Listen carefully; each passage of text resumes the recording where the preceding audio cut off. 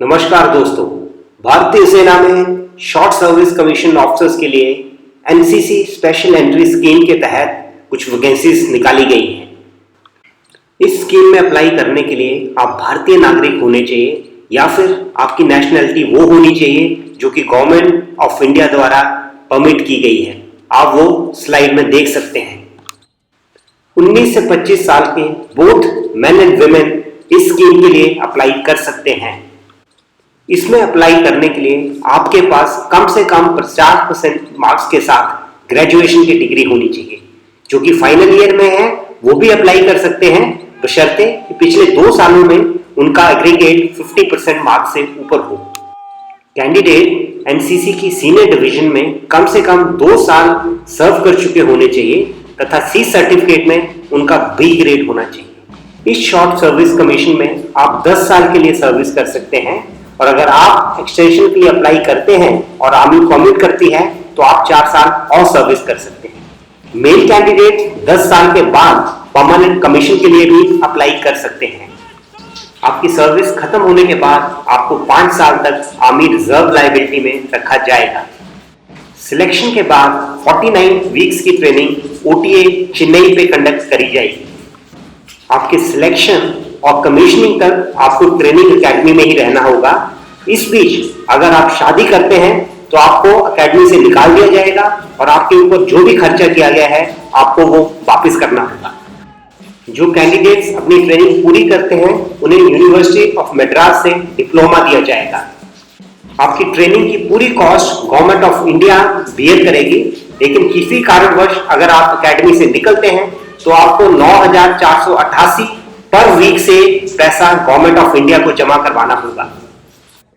आपके पे and allowances 7th पे कमीशन के हिसाब से होंगे और कोई कैडेट जिसकी अगर एकेडमी में डेथ होती है तो 75 लाख के लिए इंश्योर होगा और डिसेबिलिटी के लिए 25 लाख दिए जाएंगे डिपेंडिंग अपॉन डिसेबिलिटी। एप्लीकेशन आप इंडियन आर्मी की ऑफिशियल साइट में ही अप्लाई कर सकते हैं।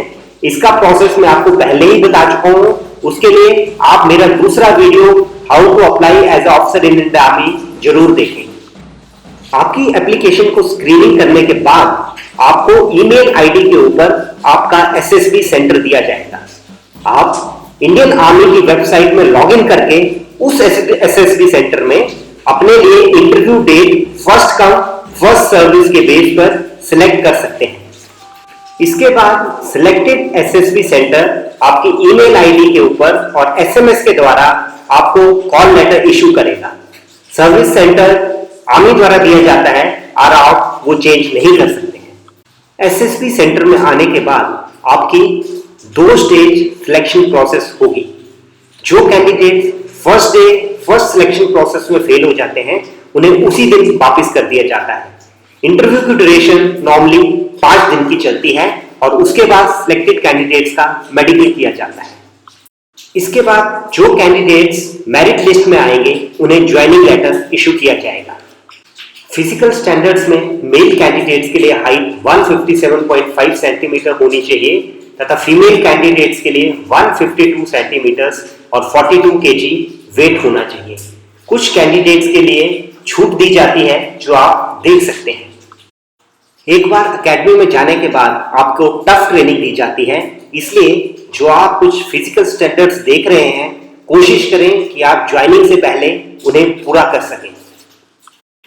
आर्मी की एक टैटू पॉलिसी है और जो कैंडिडेट्स जिन्होंने टैटू बनाए हुए हैं वो इस पॉलिसी को इंडियन आर्मी की साइट जो मैंने दिखा रखी है उस पर चेक कर सकते हैं।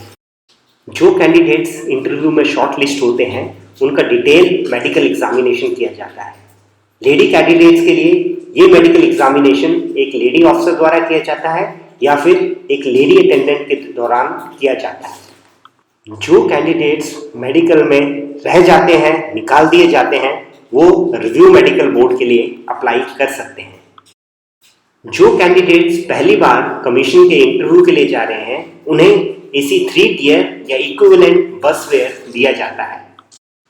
एसएसबी इंटरव्यू में आपकी परफॉर्मेंस के हिसाब से एक मेरिट लिस्ट बनाई जाती है और उस मेरिट लिस्ट के हिसाब से कैंडिडेट को एकेडमी के लिए बुलाया जाता है।